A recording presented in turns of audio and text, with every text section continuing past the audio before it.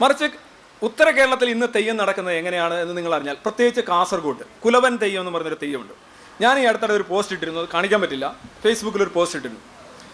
വലിയ തോതിൽ ആളുകൾ അത് ഷെയർ ചെയ്തു, ലൈക്ക് ചെയ്തു. പക്ഷേ അതിനകത്ത് കുറച്ച് കഴിഞ്ഞപ്പോൾ കാസർഗോഡ്, കണ്ണൂർ ആ ഭാഗത്തു നിന്നുള്ള കുറേ പേര് വന്നിട്ട് ചറവറ കമൻ്റ് ഇടാൻ തുടങ്ങി. കമൻ്റ് എന്ന് പറഞ്ഞാൽ എല്ലാം അസഭ്യമാണ്, ശുദ്ധമായ അസഭ്യം. ഇത് നമ്മൾ വിചാരിക്കും തെയ്യത്തെക്കുറിച്ചൊക്കെ സംസാരിക്കും ഇത്രമാത്രം വ്രണപ്പെടുന്ന വികാരങ്ങൾ. സാധാരണ മതത്തെക്കുറിച്ചൊക്കെ പറയുമ്പോൾ അല്ലെങ്കിൽ ഇതിനെക്കുറിച്ചൊക്കെ പറയുമ്പോഴാണ് വികാരം വ്രണപ്പെട്ട് കാണുന്നത്. വ്രണപ്പെടാൻ അവർക്കൊരു സവിശേഷമായ അധികാരമുണ്ടല്ലോ, അവകാശമുണ്ടല്ലോ. നമുക്കൊന്നും കാര്യങ്ങളെക്കുറിച്ച് വ്രണപ്പെടാൻ അവകാശമില്ല. But they have a special privilege to feel hurt and show എന്നുള്ളൊരിതുണ്ട്. വല്ലാതെ ഇങ്ങനെ എഴുതി വിടുകയാണ്. ദിവസങ്ങളോളം അവരെല്ലാവരും ടാഗ് ചെയ്ത് വരുത്തോ, വാടാ ഓരോരുത്തരെ ഇങ്ങനെ വിളിക്കുകയാണ്, കുട്ടപ്പ, രാമ, ശങ്കര, എല്ലാവരും ടാഗ് ചെയ്ത് വിളിക്കുന്നു. ഒന്ന് മുഴുവൻ തെറി എഴുതിയിടുകയാണ്. തെറി എഴുതിയിട്ട് ആദ്യം പറഞ്ഞ കാര്യമാണ് എനിക്ക് രസം. ഞാനൊരു അവിശ്വാസിയാണെന്നൊന്നും അല്ല ആദ്യം പറഞ്ഞത്, മറിച്ച് നീ ഒരു തെക്കനാണ്,